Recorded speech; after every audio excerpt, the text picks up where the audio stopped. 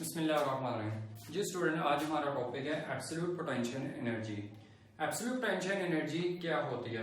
Absolute potential energy in simple word मैं आपको बताता हूँ कि अगर एक जो आपके पास वर्क डन करते हैं किसी भी ऑब्जेक्ट को सरफेस ऑफ द अर्थ से लेकर हम किसी इनफाइनाइट पॉइंट पे लेकर जाते हैं तो हम कुछ ना कुछ काम करना पड़ता है। किसी बॉडी को हम एक जगह से या किसी भी पोजीशन पे लेकर जाते हैं तो हम क्या करते हैं, उसके ऊपर वर्क डन करते हैं। तो किसी एक पॉइंट से दूसरे पॉइंट में यानी कि पॉइंट ऑफ द इंफिनिटी तक किसी बॉडी को अगर मैं from the surface of the earth लेकर जाता हूं तो मैं उसके ऊपर काम करता हूं और वो जो वर्क डन होता है वो किसी भी बॉडी के ऊपर स्टोर होता है in the form of potential energy. ठीक है, तो जब उस इनफाइनाइट पॉइंट पे लेकर जाता हूं जहां पर ग्रेविटेशनल फोर्स मेरे पास क्या हो जाती है, जीरो हो जाती है, तो उस पे जितना मैं वर्क डन करता हूं उसको मैं क्या कहता हूं, उसकी एब्सोल्यूट पोटेंशियल एनर्जी कहता हूं। तो the work done by the gravitational force in the displaying the object from that position, जिस पोजीशन से आपने शुरू किया उसको लेके जाना, टू द इंफिनिटी तक लेकर जा रहे हैं, where the force of the G become zero, जहां पर फोर्स ऑफ ग्रेविटी क्या हो जाए, जीरो हो जाए, तो उसको हम लोग क्या कहते हैं, एब्सोल्यूट पोटेंशियल एनर्जी कहते हैं। उस बॉडी की अंदर जो वर्क डन की फॉर्म में क्या हम करते हैं तो पोटेंशियल एनर्जी की फॉर्म में जो उसके अंदर स्टोर हो जाती है।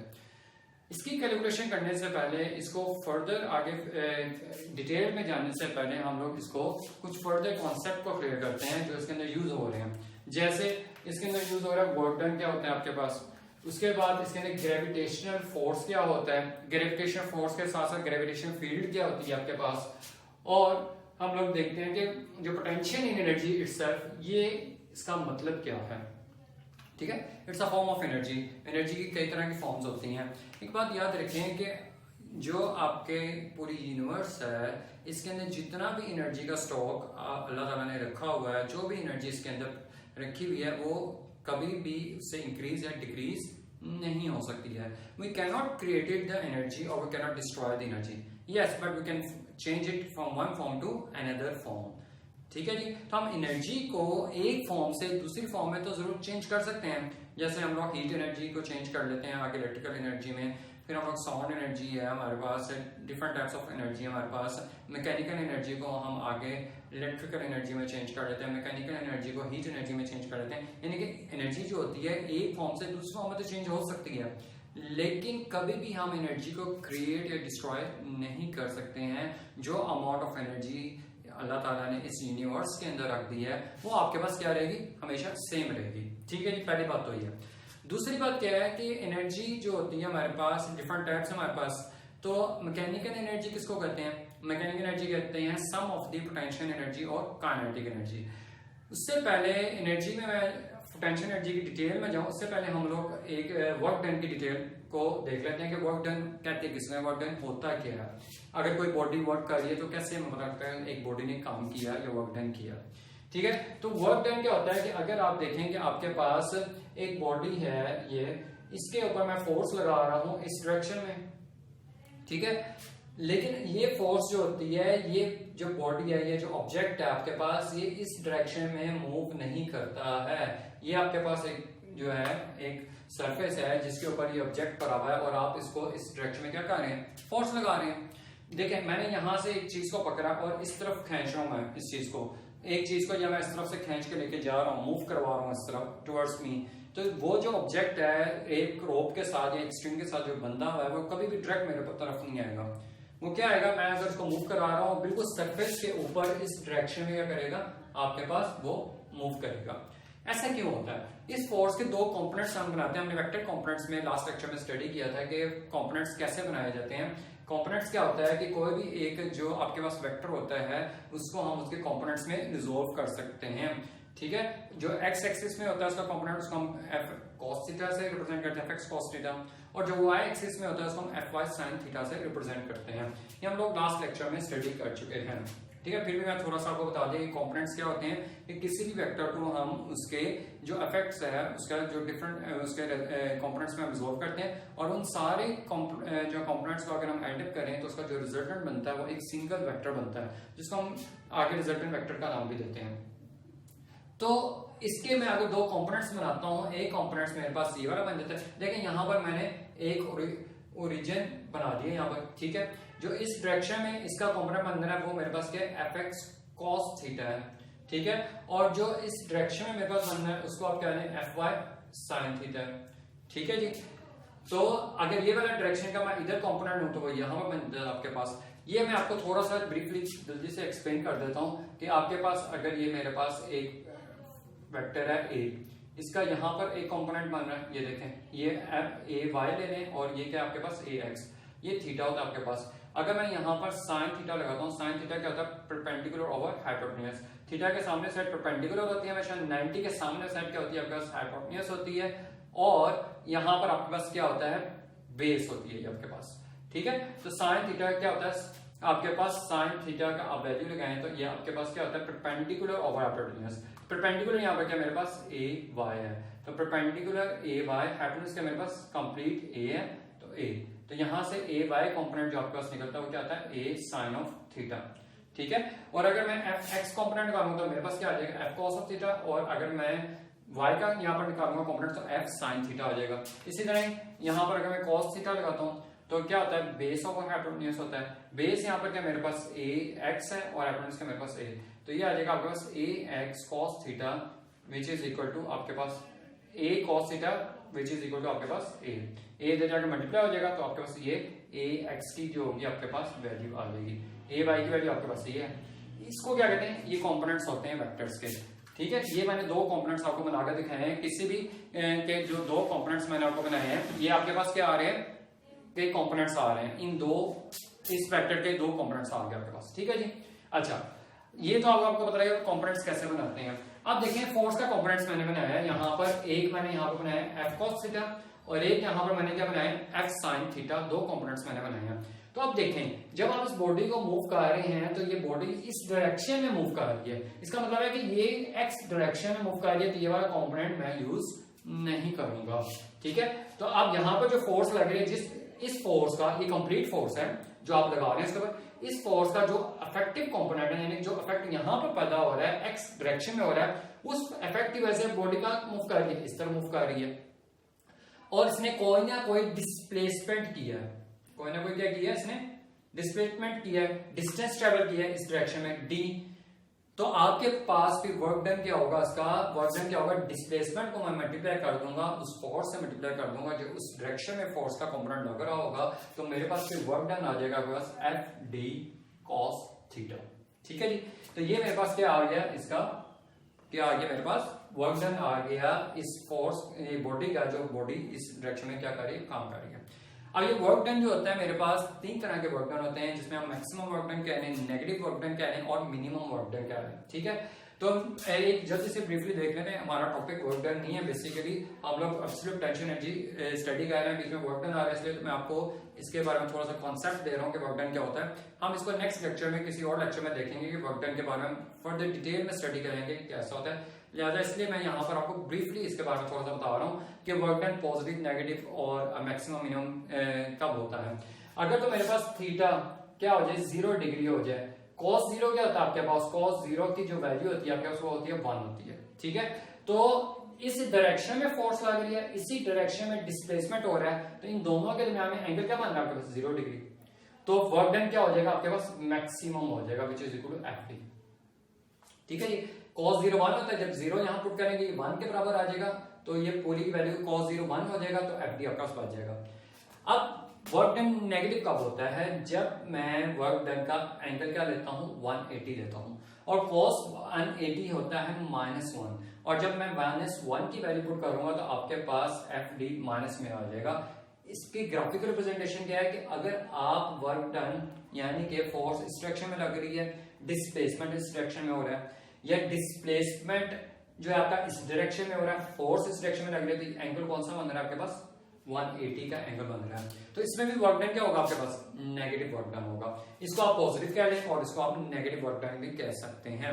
जैसे एक बड़ी सिंपल सी एग्जांपल है, मैं आपको देता हूं, हम वॉक करते हैं, हम फोर्स लगाकर आगे की तरफ जाते हैं, ठीक है, तो आपके अगेंस्ट, या डिस्प्लेसमेंट करते हैं, हम आगे की तरफ मूव करते हैं, डिस्प्लेसमेंट लगाते हैं, तो आपके अगेंस्ट एक फ्रिक्शन की फोर्स लग रही होती है, वो फ्रिक्शन ऑपोजिट साइड पे रखते हैं। जिस तरफ बॉडी मूव करे हमेशा उसके ऑपोजिट साइड पे कौन सी फोर्स लगती है, फोर्स ऑफ फ्रिक्शन लग रही है। तो ये जो एंगल बना रहा है ये 180 का बना रहा है एंगल आपके पास। तो due to the force of friction work done क्या होता है, हमेशा नेगेटिव होता है, ऑलवेज नेगेटिव होता है। Due to the force of friction जो वर्क डन आपको मिलता है वो क्या मिलता है, नेगेटिव मिलता है। इसमें अगर नेट फोर्स आपके पास जीरो है, किसी भी क्लोज फिगर भी अगर आपका नेट फोर्स जीरो तो वर्क डन क्या रहेगा, जीरो रहेगा आपके पास। डिस्प्लेसमेंट जीरो है तो वर्क डन भी जीरो रहेगा। फॉर एग्जांपल अगर एक इलेक्ट्रॉन की मैं बात करता हूँ, इलेक्ट्रॉन आपके न्यूक्लियस के इर्द गिर्द कॉन्टिन्यूसली रिवॉल्व कर रहा है तो उसका डिस्प्लेसमेंट क्या है, जीरो, तो वर्क डन में क्या हो जाएगा, जीरो हो जाएगा। अगर अर्थ के बारे में बात करें, अर्थ सन के इर्द गिर्द मूव कर रहा है, रोटेट कर रहा है, तो उसका भी वर्क डन क्या रहेगा आपके पास, जीरो, क्योंकि इसका डिस्प्लेसमेंट क्या है, जीरो। डिस्प्लेसमेंट मैं बता चुका हूँ क्या होता है कि डिस्प्लेसमेंट अगर एक बॉडी वापस अपनी पोजीशन पे आ जाए तो उसका डिस्प्लेसमेंट क्या हो जाता है, जीरो हो जाता है। डिस्टेंस तो होगा उसका लेकिन डिस्प्लेसमेंट क्या हो जाएगा उसका, जीरो हो जाएगा।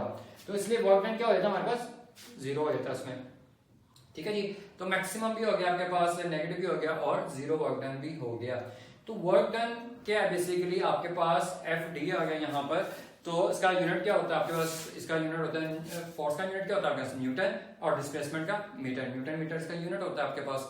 और आपके पास इसका जो दूसरा यूनिट होता है जूल भी हम इसका यूनिट कहते हैं। तो कुछ लोग जॉल पढ़ते हैं, कुछ लोग जूल पढ़ते हैं, तो ये जो भी आप देख लीजिएगा इसको क्या स्टडी करना है। बहरहाल तो वर्क डन आपको पता लगे क्या होता है वर्क डन। तो वर्क डन कैलकुलेट किस तरह से किया जाता है ये हमारे लिए, क्योंकि इसमें से एक प्रोसेस को मैं यूज करूंगा एब्सोल्यूट पोटेंशियल एनर्जी को कैलकुलेट करने के लिए। तो ये इसको जरा आपने गौर से समझना है कि वर्क डन किस किस तरीके से आप लोग कैलकुलेट कर सकते हैं। एक तो कैलकुलेशन ये आपको समझ आ गई, W एफ डी आपके पास, ठीक है, कि एफ फोर्स आप लग रही है इन द डिस्प्लेसमेंट, जिस डायरेक्शन में डिस्प्लेसमेंट ओवर है तो आपके पास क्या आ जाएगा, वर्क डन आ जाएगा। ये स्केलर क्वांटिटी होती है। तो वर्क डन तो आपके पास आ जाएगा ये। तो एक तो कैलकुलेशन आपके पास ये वाली मिल गई आपको।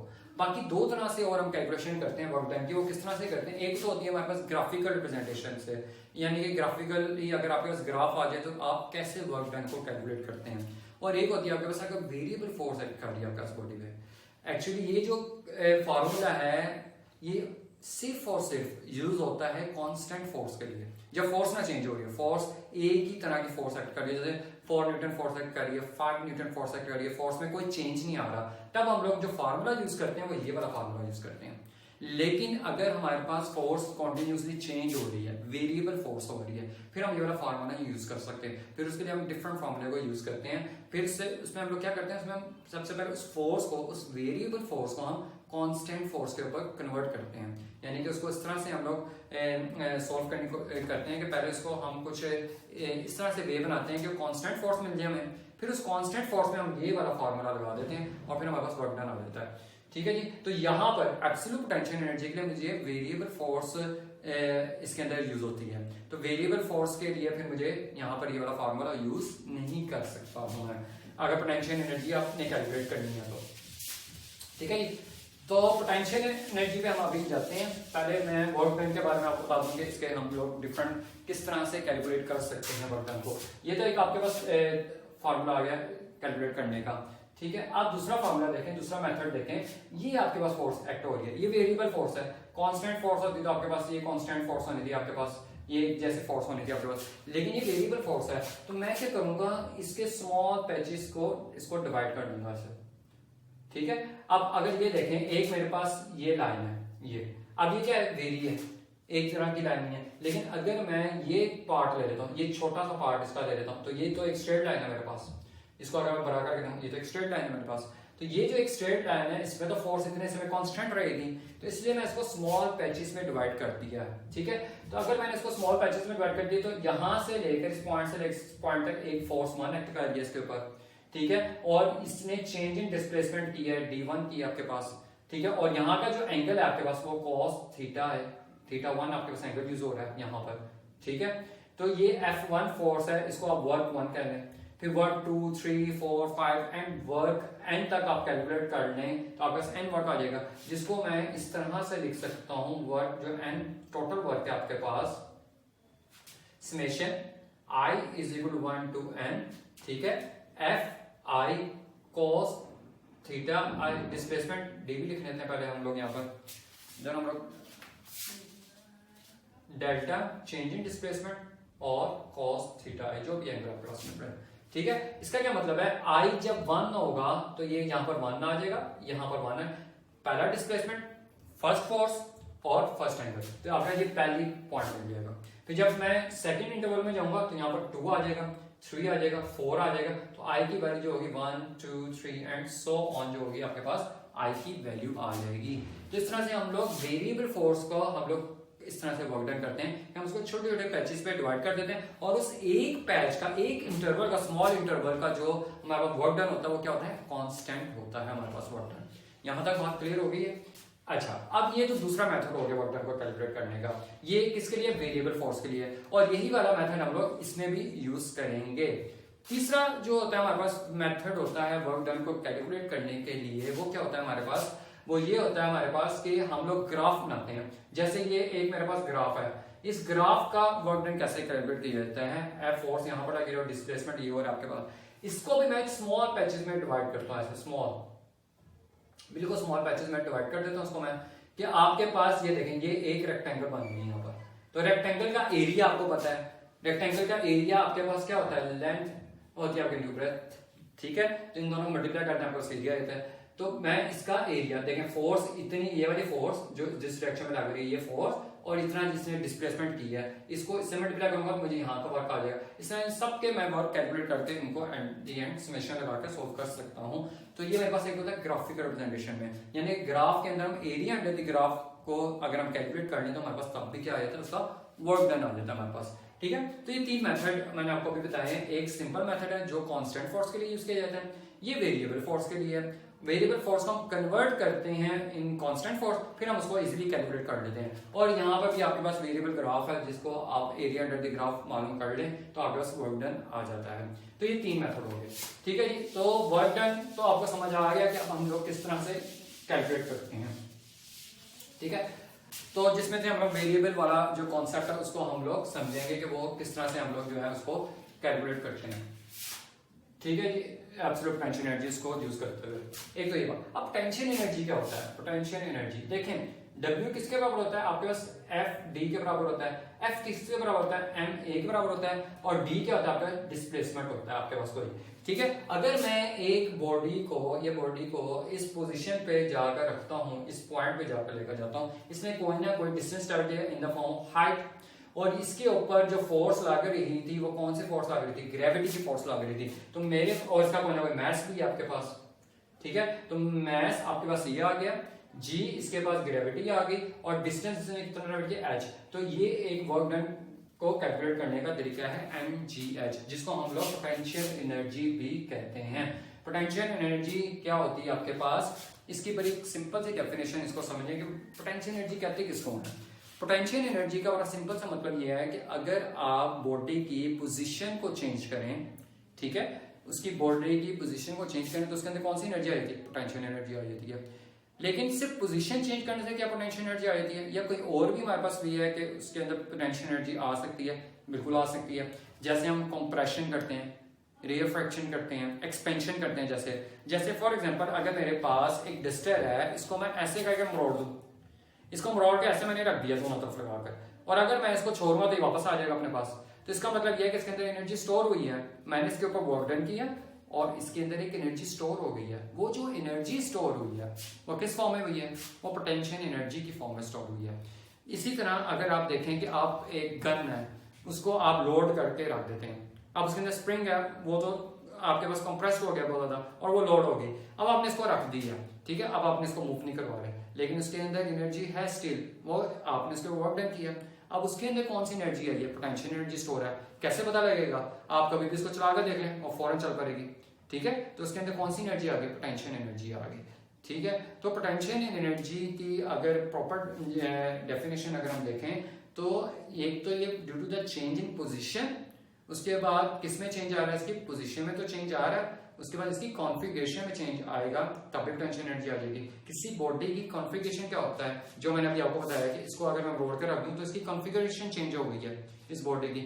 या जिस तरह एक रबर बैंड है, उसको मैं ऐसे लाकर 2 कील लगाकर ऐसे रख दूं, अगर आप एक को यहां से उतार के छोड़ेंगे तो एकदम जोर से आपको लगेगी, तो इसके अंदर पोटेंशियल एनर्जी थी, इसीलिए लगे ना कोई एनर्जी है उसके अंदर जो लग रही है उसको। तो पोटेंशियल एनर्जी क्या होता है कि अगर हमारे पास उसकी पोजीशन या हाइट या उसकी कॉन्फ़िगरेशन में चेंज आ जाए किसी की बॉडी की भी, तो उसके अंदर कौन सी एनर्जी आ जाती है आपके पास, पोटेंशियल एनर्जी आ जाती है किसी हाइट की वजह से, ठीक है। तो पोटेंशियल एनर्जी हमें पता लग गया क्या होती है। तो पोटेंशियल एनर्जी का भी यूनिट क्या होगा आपके, जो वर्क डन का यूनिट होता है आपके पास, ठीक है। पोटेंशियल एनर्जी किस में कैलकुलेट की जाती है, जॉल में एनर्जी कैलकुलेट की जाती है आपके पास, ठीक है जी। तो अब देखें जीरो लेवल क्या होता है, पहले जीरो लेवल को देख लेते हैं हम लोग के जीरो लेवल किसको कहते हैं।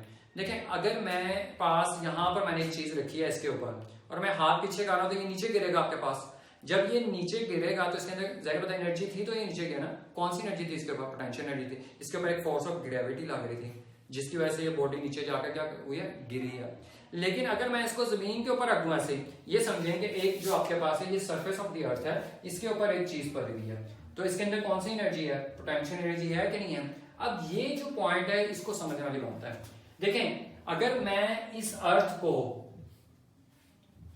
रेफरेंस लेवल कंसीडर कर रहा हूं तो फिर इसमें पोटेंशियल एनर्जी क्या है, मेरे पास जीरो है, इसको जीरो लेवल भी कहते हैं हम लोग। तो लेकिन वैसे देखा जाए तो मैं यहां से इस चीज को मैं ब्रेक करना शुरू करूंगा, ऐसे मैं ब्रेक कर दूंगा ऐसे, तो क्या ये जो चीज आपके पास पड़ी है नीचे गिरेगी, बिल्कुल गिर जाएगी। ये नीचे आकर बिल्कुल यहां पर आकर गिर जाएगी। क्यों गिरी है, क्योंकि इसके अंदर एनर्जी थी। कौन सी एनर्जी स्टोर थी इसमें, पोटेंशियल एनर्जी स्टोर थी। तो क्या अब आपने तो पहले बात की है कि यहाँ पर तो इसमें पोटेंशियल एनर्जी है क्योंकि इसकी हाइट नहीं है, लेकिन यहाँ पर जब गिरी है तब कहां से पोटेंशियल एनर्जी आ गई है। तो पोटेंशियल एनर्जी हम डिपेंड करता है कि एक आर्बिट्री चीज होती है, यानी कि एक रेफरेंस लेते हैं हम, उस रेफरेंस से फिर हम कंसीडर करते हैं यहाँ पोटेंशियल एनर्जी है कि नहीं है। जैसे अर्थ को हमने एक रेफरेंस बना दिया, तो अब कोई भी चीज अर्थ के ऊपर पड़ी होगी तो इसमें पोटेंशियल एनर्जी नहीं होगी क्योंकि इसकी हाइट जीरो होगी आपके पास, ठीक है। तो हाइट जीरो होगी आपके पास, तो ये क्या हो जाएगा, वर्क डन जीरो हो जाएगा इसके ऊपर। लेकिन अगर मैं इस हाइट से इसको किसी भी पोजीशन के ऊपर लेकर जाऊंगा तो इसमें कौन सी एनर्जी आ जाएगी, पोटेंशियल एनर्जी आ जाएगी। तो देखें the work done by the gravitational force. अब जब मैं इस बॉडी को यहां से इस पॉइंट पे लेके जा रहा हूं तो इसके ऊपर ग्रेविटी की फोर्स लग रही है कोई ना कोई, और जब ग्रेविटी की फोर्स लग रही है वो उसको नीचे की तरफ क्या करिए, अट्रैक्ट करिए, और इस ग्रेविटी के अगेंस्ट मैं काम करके कहां लेके जा रहा हूं, उसको ऊपर की तरफ लेके जा रहा हूं। तो work done by the gravitational force in displaying the object from position to the infinity. अब मैं इसको अगर इंफिनाइट में ले जाऊं तो वहां पर जाके क्या हो जाएगी, जहां पर ग्रेविटी है ही नहीं। अब एक ग्रेविटी कहां पर नहीं है और कहां पर है ग्रेविटी, देखें ये आपके पास एक अर्थ है, ठीक है। यहां से एक बॉडी को मैं लेकर गया इस पॉइंट पे, मैंने इसका एक मैस है, मैस एम है, मैस तो कांस्टेंट रहेगा, बॉडी का मैस चेंज नहीं होगा आपके पास। तो इसका जो मैस है आपके पास ये तो कांस्टेंट है, लेकिन जब मैंने यहां पर जाकर इसको फार्मूला लगाया, मैस उसकी ग्रेविटी की वैल्यू लगाई इस पे और हाइट लगाई इस पे, तो मेरे पास तो यहाँ पर जो वैल्यू है सपोज करें कुछ ना कुछ वैल्यू आ गई मेरे पास, पोटेंशियल एनर्जी आ गई, इसकी कुछ ना कोई वर्क डन आ गया कि इसने इतना वर्क डन किया, ठीक है। कोई भी वर्क डन आप यहाँ पर फाइंड कर लें, 20, 30, 40 जो भी वर्क डन इसने किया। लेकिन जैसे जैसे मैं इसको फर्दर और आगे मूव किया और फिर मैंने फार्मूला लगा के कैलकुलेट किया तो इसका जो पोटेंशियल एनर्जी थी वो क्या आई मेरे पास, वो क्योंकि इसके जो आपके पास इंक्रीज होती जा रही थी पोटेंशियल एनर्जी, लेकिन ग्रेविटी की जो फोर्स है वो क्या होती जा रही है मेरे पास, डिक्रीज होती जा रही है। ग्रेविटी की फोर्स क्या हो रही है, जैसे जैसे मैं अर्थ के ऑर्बिट के पास करीब पहुंच रहा हूँ, उससे दूर जाने की कोशिश कर रहा हूँ, तो ग्रेविटी क्या होती जा रही है, वहां पर कम होती जाती है। ग्रेविटी की जो वैल्यू होती है वो अर्थ के सरफेस के पास क्या रहती है, कांस्टेंट रहती है, टाइम रहती है आपके पास, या 9.8 आप कह रहे हैं, ठीक है। लेकिन जैसे जैसे हम अर्थ के सरफेस से ऊपर जाते रहते हैं ग्रेविटी की फोर्स क्या होती जाती है, कम होती जाती है। अगर ग्रेविटी की फोर्स कम हो रही है मेरे पास तो फिर क्या होता है कि फोर्स भी कम हो जाएगी, mgh जो है फोर्स। तो आस्ता आस्ता ये एक पॉइंट आएगा कि जहां पर जाकर ये जो ग्रेविटी है वो बिल्कुल क्या होती जाएगी, खत्म हो जाएगी आपके पास। उस पॉइंट पे जहां पर ग्रेविटी एक्ट कर रही होती है, चाहे वो मिनिमम ग्रेविटी एक्ट कर रही होती है, उसको हम कहते हैं उसकी ग्रेविटेशनल फील्ड, कि इस फील्ड तक ये ग्रेविटी एक्ट कर रही है। यानी उस फील्ड से जैसे ही मैं थोड़ा सा ऊपर लेके जाऊंगा जहां पर ग्रेविटी जीरो हो जाएगी तो इसका मतलब है कि वहां पर ग्रेविटेशनल फोर्स नहीं है। तो इनफाइनाइट पॉइंट तक मैं लेके जा रहा हूं, इसका मतलब ग्रेविटेशनल फोर्स से बढ़ जा रही है चीज, और ग्रेविटेशनल फोर्स से अगर मेरे पास बढ़ जा रही है तो फिर इसमें पोटेंशियल एनर्जी भी क्या हो जाएगी, फिर मेरे पास जीरो हो जाएगी क्योंकि इसमें ग्रेविटी नहीं है आपके पास। तो पोटेंशियल एनर्जी इनफाइनाइट में क्या होती है आपके पास, जीरो होती है, ठीक है। तो from that position to the infinity where the force of gravity become zero. तो उतना वर्क डन आप कितना कर रहे हैं इस बॉडी के ऊपर, वर्क डन करके आप कितना लेके जा रहे हैं उसको, कि यानी कि उस पे कितनी पोटेंशियल एनर्जी इसमें स्टोर हो रही है, वर्क डन आपने कितना किया है एक बॉडी के ऊपर और उसके अंदर कितनी पोटेंशियल एनर्जी स्टोर हो रही है, जितनी उसके अंदर पोटेंशियल एनर्जी स्टोर होती है हम उसको क्या कहते हैं, एब्सोल्यूट पोटेंशियल एनर्जी कहते हैं, जो हम लोग अभी कैलकुलेट करेंगे। ठीक है जी। तो लेकिन यहाँ पर एक और मैंने अभी एक सेंटेंस बोला है जिसमें मैंने बात की कि ग्रेविटेशनल फील्ड से बाहर चला जाए। तो फील्ड क्या होता है, फील्ड को अब थोड़ा सा इसको मैं आपको डिफाइन कर देता हूँ। आपके पास दो तरह की फोर्सेज होती हैं। ठीक है, ये हमारा टॉपिक तो नहीं है लेकिन मैं थोड़ा सा इसको एक्सप्लेन कर देता हूँ कि हमारे पास दो तरह की फोर्सेज होती हैं। एक फोर्स को हम कहते हैं कॉन्टैक्ट फोर्स और दूसरी फोर्स होती है हमारे पास फील्ड फोर्स। अब फील्ड फोर्स का क्या मतलब होता है, फील्ड फोर्स का ये मतलब होता है जैसे आपके पास एक मैग्नेट है और दूसरा मैग्नेट आपने यहाँ पर रखा है, इसका नॉर्थ पोल इधर है, इस मैग्नेट का भी जो नॉर्थ पोल है वो भी इस तरफ है। मैं इसको मूव करूंगा तो ये मैग्नेट आगे की तरफ मूव करने शुरू हो जाएगा। देखें मैंने इस मैग्नेट को इस मैग्नेट से टच नहीं किया, कांटेक्ट में नहीं लेकर आया। अगर मैं इसको कांटेक्ट में नहीं लाया फिर भी ये मूव कर रहा है आगे की तरफ, इसका मतलब है कि इसके पास कुछ ना कुछ। देखें फोर्स क्या काम कर सकती है, फोर्स हमारे पास तीन चार तरह के काम कर सकती है। या वो किसी रुकी हुई बॉडी को चला सकती है, ठीक है, या वो किसी मूविंग बॉडी को स्टॉप कर सकती है, रेस्ट में ला सकती है, या वो किसी बॉडी की पोजीशन को चेंज कर सकती है, या किसी बॉडी के वो डायरेक्शन को चेंज कर सकती है, और हाँ किसी बॉडी को शेप को भी चेंज कर सकती है। अगर आप किसी के ऊपर फोर्स लगाते हैं उसकी शेप जो होती है थोड़ी सी चेंज हो जाती है। तो फोर्स किस तरह के काम कर सकती है। इसका मतलब यह है कि अगर मैंने इसके ऊपर फोर्स लगाया, जब इसको मैंने मूव कराया, ये मूव हुआ है, तो इसका मतलब ये पहले रुकी हुई थी चीज, अब ये चलने स्टार्ट हो गई, मूविंग में आ गई है। तो इसका मतलब यह है कि इसके ऊपर लग रही है फोर्स लग रही है। तो ये फोर्स कांटेक्ट करने से तो नहीं लग रही है, ये तो ऑटोमेटिक लग रही है। एक चीज यहाँ पर एक चीज यहाँ पर भी फोर्स लग रही है। तो ऐसी फोर्स जो विदाउट कांटेक्ट लग रही होती हैं उसको हम लोग क्या कहते हैं, फील्ड फोर्स कहते हैं। और जो कांटेक्ट करके लगा रहे हैं, जैसे फ्रिक्शन की फोर्स आपके पास, ठीक है, तो कांटेक्ट करके लग रही है फोर्स, ऐसी फोर्स को हम लोग कांटेक्ट फोर्स कहते हैं। तो फील्ड फोर्स आपके पास इलेक्ट्रिक फोर्स भी होती है, मैग्नेटिक फोर्स भी फील्ड फोर्स होती है आपके पास, ठीक है। तो ग्रेविटी की जो फोर्स है ये भी क्या है, फील्ड फोर्स। मैं इसको यहां से छोड़ूंगा तो डायरेक्ट नीचे गिरेगा, ठीक है जी। अगर मैं इसको यहां से रिलीज करूंगा तो ये डायरेक्ट नीचे गिरेगा। क्या अर्थ ने इसको ऊपर आकर पकड़ के नीचे लेकर गई है, नहीं ना, तो ये डायरेक्ट नीचे जा रहा है। इसका मतलब इसके ऊपर कोई फोर्स लग रही है जो इसको नीचे लेकर जा रही है। ऊपर क्यों नहीं गिरा, ये नीचे गिरा ना, तो इसका मतलब ये है कि इसके ऊपर कोई फील्ड फोर्स एक्ट कर रही है जो इसको नीचे लेकर जा रही है। तो ग्रेविटेशनल फील्ड मतलब क्या है, जहां पर ग्रेविटी की फोर्स जहां तक उसकी लिमिट है अप्लाई होने की उस बॉडी पे, उसको हम कहते हैं, उसकी ग्रेविटेशनल फील्ड कहते हैं। और जहां पर वो अप्लाई नहीं होती यानी कि खत्म हो जाती है ग्रेविटी की फोर्स, उसको हम कहते हैं ग्रेविटेशनल फील्ड से एक चीज बाहर चली गई है, ठीक है जी। तो ग्रेविटेशनल फील्ड भी आपको समझ आ गई है। अब हम कैलकुलेट करने लगे हैं कि अगर मैं एक बॉडी को सरफेस से ऊपर लेकर जाता हूं टू द इनफिनाइट पॉइंट तक, तो मैं उसके ऊपर कोई ना कोई वर्क डन करूंगा और उस वर्क डन से मैं उसकी एब्सोल्यूट पोटेंशियल एनर्जी को मालूम करूंगा कि उसके अंदर कितनी पोटेंशियल एनर्जी मैंने स्टोर की है उसको ऊपर टू द इनफिनाइट पॉइंट तक लेके जाने के लिए, ठीक है। तो इसको हम लोग स्टार्ट करते हैं।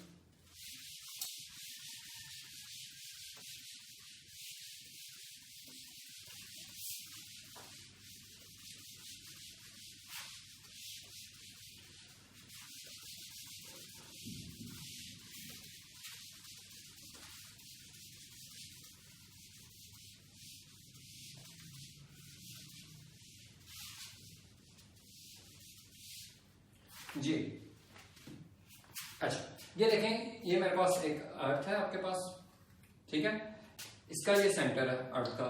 यहां से मैं इस पॉइंट को ऊपर एक बॉडी को लेकर गया हूं, ठीक है।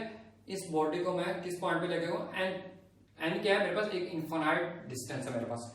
एक बॉडी थी मेरे पास पड़ी हुई यहां से, इस बॉडी को मैं यहां से मूव करा के इस पॉइंट पे लेकर गया। शुरू में तो ग्रेविटी की फोर्स कांस्टेंट रहेगी, लेकिन जैसे वो डिस्टेंस इंक्रीज करता जाएगा, डिस्टेंस इंक्रीज होता जाएगा, उसकी ग्रेविटी की फोर्स क्या होती जाएगी आपके पास, कम होती जाएगी। इसलिए तो यूनिवर्स स्क्वायर आप फॉलो करता है। फोर्स क्या होती है, डायरेक्टली प्रोपोर्शनल होती है 1/r² के।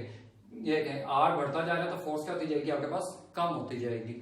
तो जैसे जैसे मैं इसको मूव कराता जा रहा हूं फोर्स क्या होती जा रही, कम। या फोर्स में क्या आ रहा है, चेंज आ रहा है, वो कांस्टेंट चेंज नहीं रहेगा। तो अगर फोर्स में कांस्टेंट चेंज नहीं रहेगा तो मैं इसको इस तरह से कैलकुलेट नहीं कर सकता हूं। ये जो फार्मूला है मैंने आपको बताया था, ये जो वर्क डन का फार्मूला है या पोटेंशियल एनर्जी का ये वाला जो फार्मूला है in the form of work done जो हम लोग देखते हैं, ये कांस्टेंट फोर्स के लिए है। अब यहाँ पर तो फोर्स कॉन्टिन्यूसली चेंज हो रही है, उस कॉन्टिन्यूसली फोर्स को जो चेंज हो रहा है हम लोग फिर किस तरह से स्टडी करेंगे। अभी हमने स्टडी किया है कि हम उसको एक पैचेस के अंदर डिवाइड कर देंगे, इंटरवल्स के अंदर डिवाइड कर देंगे, और उस स्मॉल इंटरवल के लिए जो फोर्स होगी वो क्या होगी, कांस्टेंट होगी आपके पास फोर्स। तो मैं इसको फिर यहाँ पर सपोज करें यहाँ तक ग्रेविटी की फोर्स कांस्टेंट थी मेरे पास, यहाँ पर जाकर मैंने इसको क्या डिवाइड कर दिया, इंटरवल्स के अंदर डिवाइड कर दिया। ठीक है, अब यहां तक आपके पास ये जो दो इंटरवल ले लेते हैं, एक 1 2 3 4 एंड सो ऑन, आपके पास n इंटरवल्स तक है। ठीक है, तो अब ये जो आपके पास मैंने इंटरवल्स बनाए हैं, तो मैं अभी वर्क डन कैलकुलेट कर देता हूं इस इंटरवल का यहां से। ठीक है, यहां से आप डिस्टेंस को आप r1 कह लें, और ये जो डिस्टेंस आपके पास इसको आप यहां से इस पॉइंट को r2 कह लें डिस्टेंस। ठीक है, ये जो डिस्टेंस है आपके पास इस पॉइंट तक, इसको मैंने r1 का नेम दे दिया, और जो यहां तक डिस्टेंस है इसको r, तो ये वाला डिस्टेंस कितना आएगा मेरे पास, इसका मतलब यह है कि मेरे पास आएगा r2 minus r1 delta r। ठीक है, इस तरह समझे, अगर मेरे पास ये 8 है 0 से, और यहां पर मेरे पास ये क्या है 5 है, तो मुझे ये वाला डिस्टेंस निकालना है, तो क्या करूंगा 8 माइनस 5 इज इक्वल टू 3, तो ये मेरे पास कितना आ जाएगा डिस्टेंस 3, क्योंकि 8 में से मैंने 5 को माइनस कर दिया। तो इसको मुझे ये वाला डिस्टेंस अगर कैलकुलेट करना है तो r2 माइनस r1 करूंगा, तो मेरे पास क्या आ जाएगा, ये वाला डिस्टेंस आ जाएगा। ठीक है, तो इस तरह से मैंने देखें आपने कैलकुलेट किया क्या कि आपका डेल्टा जो r है वो आपके पास आ गया r2 माइनस r। ठीक है, तो हमें क्या कैलकुलेट करना है, सबसे पहले हम लिख लेते हैं कैलकुलेट करना है, हमें कैलकुलेट करना है वर्क डन। तो वर्क डन का फॉर्मूला होता है F d cos थीटा। ठीक है, और न्यूटन के मुताबिक जो फोर्स होती है आपके अर्थ से ऊपर जो लगती है वो किसके बराबर होती है, फोर्स इस आपके पास क्या होती है G m ओवर r का स्क्वायर। ठीक है, अगर मैं r रेडियस की बात कर रहा हूं तो मेरे पास क्या आ जाता है G m ओवर r का स्क्वायर। तो इस फोर्स की वैल्यू ये है, डिस्प्लेसमेंट मैं पता लग जाएगा मुझे, यहां से मिल जाएगा आपको डिस्प्लेसमेंट कितना आ रहा है, चेंज इन डिस्प्लेसमेंट। तो मुझे यहाँ पर सबसे पहले किसको कैलकुलेट करना है, मैस कांस्टेंट, ये भी कांस्टेंट, जी कांस्टेंट, ये चीज कांस्टेंट नहीं है, आर जो है ये आपके पास कांस्टेंट नहीं है, आर की वैल्यू नहीं मुझे पता यहाँ पर कितना डिस्टेंस है। तो सबसे पहले मैं इस आर की वैल्यू को फाइंड करूंगा। इस आर की वैल्यू को फाइंड करने के लिए मैंने ये सारा काम जो हम लोग करेंगे उसको देखें हम। एक तो ये हो गया आपके पास डिस्टेंस r1 r2 आ गया आपके पास डिस्टेंस, मुझे चाहिए यहाँ पर r का स्क्वायर चाहिए। अब यहां से लेकर यहां तक का जो डिस्टेंस है r1 और r2 दो डिस्टेंस है, तो इसका अगर मैं इसका एवरेज निकालूं तो एवरेज मेरे पास बन जाता है r1 plus r2 divided by क्या आ जाएगा आपके पास 2। ठीक है, ये एवरेज निकालनी है, जितनी भी वैल्यूज होती हैं हम उसको टोटल कर देते हैं और total number of the values पे डिवाइड कर देते हैं, ये आपके पास क्या रहता है एवरेज आ जाता है। आपके पास एवरेज डिस्टेंस हमने निकाल लिया। तो अब देखें यहाँ पर इस इक्वेशन को मैं यूज कर रहा हूँ, इसको देखें R2 की वैल्यू यहां से फाइंड करें तो R2 की वैल्यू आ जाती है डेल्टा R प्लस R1। ठीक है, R2 की वैल्यू आ गया डेल्टा R प्लस R1, ये वैल्यू आप यहां पर पुट करें तो R की वैल्यू आपके पास आ जाती है R1 plus delta R plus R1 divided by 2, और ये आपके पास बन जाता है 2R1 plus R1 2R1 plus delta R divided by 2। ठीक है जी, अब इसको सेपरेट करके लिख लेते हैं, एलसीएम का रूल है, तो आपके 2R1 over 2 plus delta R over 2। देखें ये सेम आ जाता है, एलसीएम अगर लेता हूं तो 2 कॉमन सेम आ जाता है नीचे, और उसमें 2 डिनोमिनेटर में सेम है, तो एलसीएम में 2 ये ऐसा आ जाएगा और ये वैसे ही ऊपर लिखा जाएगा। ये देखिए 2 से कैंसिल हो गया, ये आपके पास बन गया R1 plus delta R divided by 2 which is equal to आपके पास R। ठीक है, इसको आप क्या लें इक्वेशन नंबर 1। ठीक है, अब ये इक्वेशन नंबर 1 जो है ये आपके पास यहाँ पर क्या है R स्क्वायर चाहिए, यहाँ पर क्या आपके पास R है, तो हम यहाँ पर क्या करते हैं taking square on both sides. ले अब हम स्क्वायर ले लेते हैं दोनों साइड्स में, इसको मैं बता देता हूं। तो अब हम यहाँ पर स्क्वायर लेने लगे हैं दोनों साइड्स में, तो r का ये बन जाएगा आपके पास स्क्वायर। ठीक है, which is equal to R1 plus delta R divided by 2, इसका क्या आ जाएगा आपके पास होल स्क्वायर। आपने एक फॉर्मूला पढ़ा हुआ है a प्लस b का होल स्क्वायर का, which is equal to a square plus 2ab plus b का स्क्वायर। ठीक है जी, 2ab प्लस b का स्क्वायर। इस फॉर्मूले को अप्लाई करते हैं, ये आपके पास क्या है a है और ये पूरी की पूरी टर्म क्या आपके पास b है।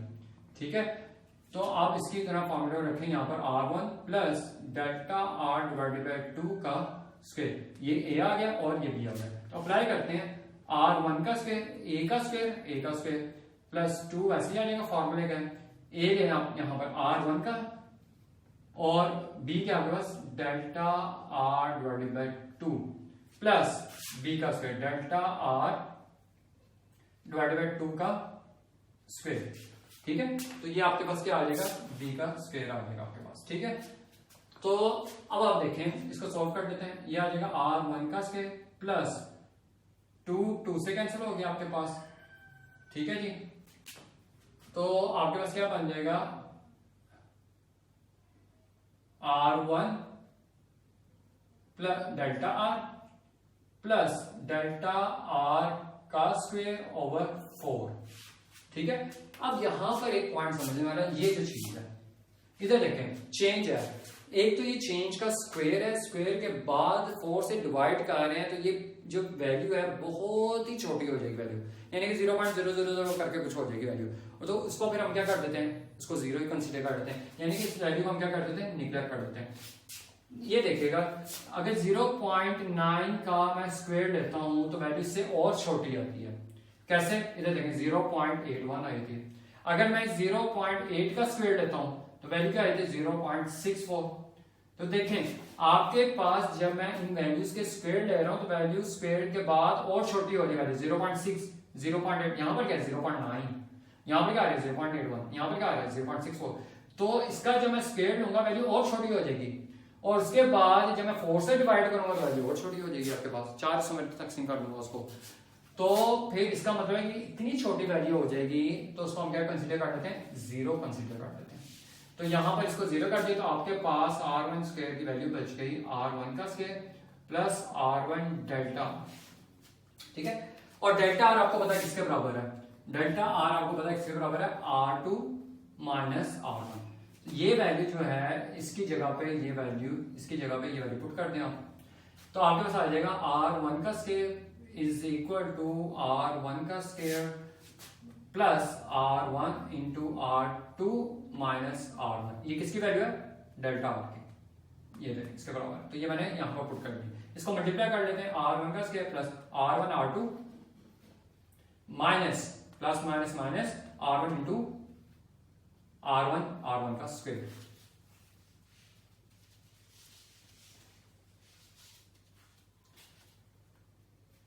ठीक है जी, R1 इंटू R1 का स्क्वायर आ गया, ये प्लस में है आपके पास और ये माइनस में, ये कैंसिल हो जाएंगे, तो R1 का स्क्वायर किसके बराबर आ गया, बस R1 R2 के बराबर आ गया। ये आप इसको इक्वेशन नंबर 2 कर। ठीक है, तो हमने क्या किया, मैं एक दफा रिपीट कर रहा हूं कि आपके पास डेल्टा R कहां से आया, बस R2 माइनस R1 किसके बराबर होता है, डेल्टा R के बराबर होता है।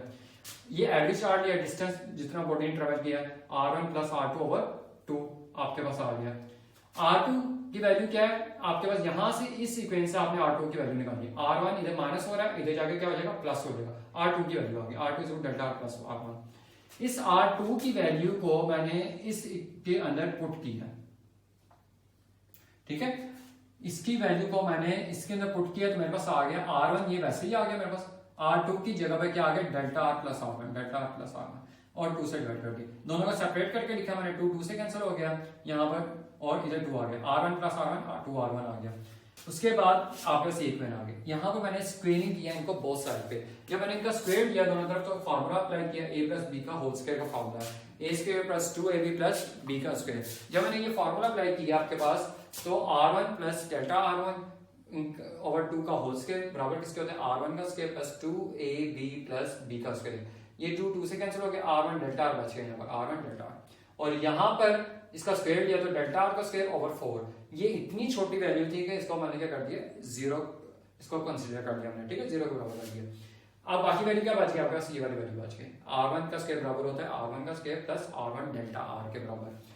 अब इसकी जगह डेल्टा R की वैल्यू क्या थी आपके पास, R2 माइनस R1, ये वैल्यू मैंने यहाँ पर पुट की है इसकी जगह पे, R2 माइनस, इसको अंदर मल्टीप्लाई किया, R1 को इससे मल्टीप्लाई किया, फिर इससे मल्टीप्लाई किया, तो ये आपके पास क्या आ गई, पूरी वैल्यू आ गई। इसको कैंसिल कर दिया आपने, तो आपके पास R1 की वैल्यू का जो R का स्क्वायर जो है आपके पास, ये 1 है, यहाँ पर R का स्क्वायर है ठीक है, ये मैंने 1 डाल दिया, इसको आप यहाँ से देख लीजिएगा, ये r का स्क्वायर है ऊपर, यहाँ पर r का स्क्वायर है, तो ये r का स्क्वायर आ जाएगा आपके पास, r का स्क्वायर आएगा आपके पास r1 r2 के इक्वल आ जाएगा। ठीक है, ये r1 r2 जो r का स्क्वायर के इक्वल है, क्यों लिया है ये मैंने आपको बताया था कि वर्क डन का फॉर्मूला है जिसके अंदर आपका FD आता है और f की वैल्यू करते हैं GMM ओवर r का स्क्वायर, तो r का स्क्वायर की वैल्यू हमारे पास आ गई है।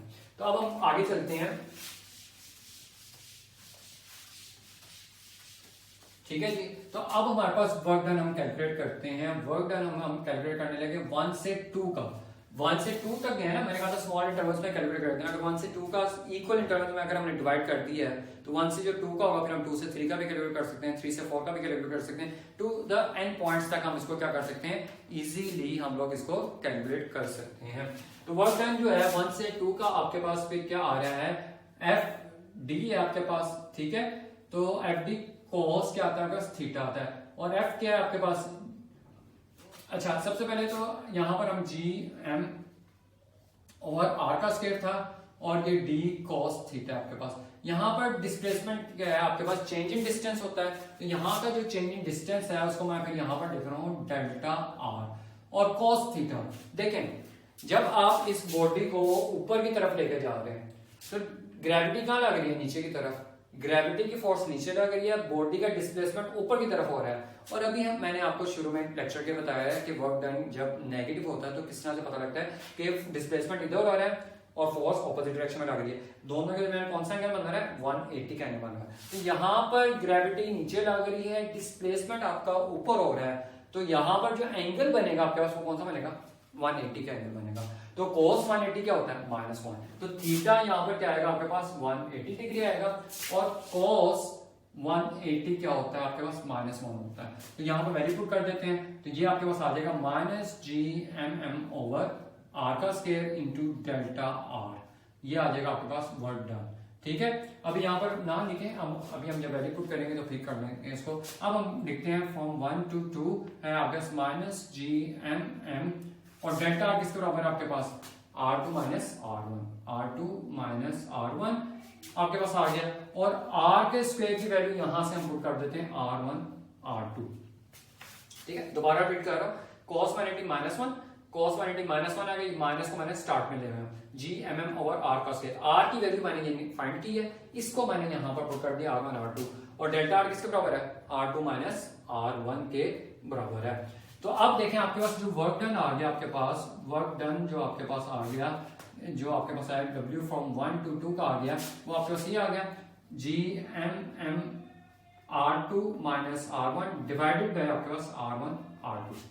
इसको मैं सेपरेट करके लिख रहा हूं, ये आपके पास आ जाएगा -GMM, इसको मैं सेपरेट करके लिखूं तो R2 के डिवाइड करें R1 R2 minus R1 R2।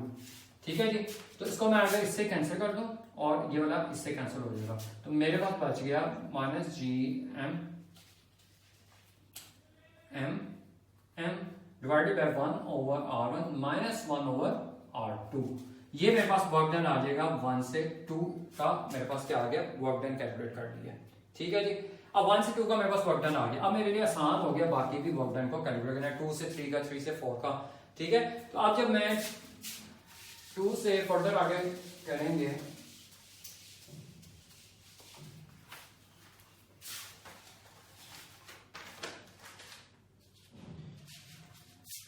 ठीक है जी, इधर देखें। अच्छा, वर्क डन जो है आपके पास जब 2 से मैंने 3 का करना है तो मेरे पास सेम ये GMM, ठीक है, यहां पर 1 ओवर 1 से 2 का है तो ये क्या आ जाएगा, 2 से 3 का आपके पास आ जाएगा। इस तरह वर्क डन 3 से 2 का आपके पास क्या होगा, 3 से 4 का सॉरी क्या होगा आपके पास, GMM आपके पास माइनस में 1 ओवर R3 to R4 आपके पास आ जाएगा, 3 से 4 का। अब आगे हमने n इंटरवल्स तक इसको फाइंड करना है, तो n इंटरवल्स तक हम लोग इसको किस तरह से फाइंड करेंगे, n इंटरवल्स तक हम लोगों ने इसको फाइंड करने का तरीका है हमारे पास कि ये देखें, मैं इसको जरा इस कॉन्सेप्ट को थोड़ा सा समझे कि n तक मैंने कैसे लेकर जाना है, इसको n तक आपने कैसे लेकर जाना है। इसको n तक लेकर जाने के लिए तरीका आपके पास के ये देखें, यहाँ पर 1 3 से 4 है, यहाँ पर मैं अगर अच्छा ये देखें पहले यहाँ पर इस वैल्यूज को आप नोट करें कि 3 में से मैं 2 को माइनस कर रहा हूं तो क्या आ रहा है 1, 4 में से मैं 3 को माइनस कर रहा हूं तो क्या आ रहा है 1, 5 में से मैं 4 को माइनस करूंगा 1, आपके पास बचेगा। तो क्या 1 1 क्या हो रहा है माइनस हो रहा है आपके पास जब भी आप लोग इसको करते हैं, ठीक है। तो आपके पास जो है एन इंटरवल में मैंने लेकर जाना है, तो किस तरह से आएगा ये देखें कि पहला इंटरवल तो आपके पास R1 आ रहा है, इसको मैं थोड़ा सा और क्लियर करके आपको बता देता हूं।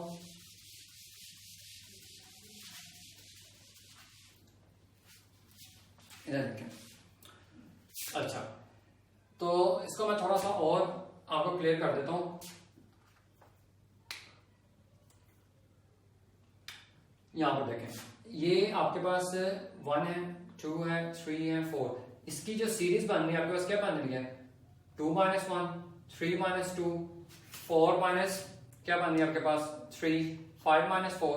तो एंड पे क्या हो गया फिर आपके पास n इंटरवल, अगर लास्ट वन आपके पास n है तो इससे पहले वाला कौन सा होगा n - 1। जैसे आप इसको उस तरह से देख लें कि अगर मेरे पास यहां पर देखें ये आ रहा है मेरे पास वर्क डन 3 - 4 आ रहा है, तो या 1 - 2 आ रहा है आपके पास, आ रहा है यहां से 1 से 2 आ रहा है और 2 से 3 आ रहा है आपके पास। तो ये किस तरह आ रहा है 3 से 1 कम आ रहा है आपके पास, 2 से 1 क्या आ रहा है आपके पास कम आ रहा है। तो यहां पर भी अगर मैं n है मेरे पास इंटरवल, तो n से क्या आ रहा है 1 कम आ रहा है आपके पास, यानी कि वर्क डन आएगा मेरे पास n - 1 से लेकर n तक।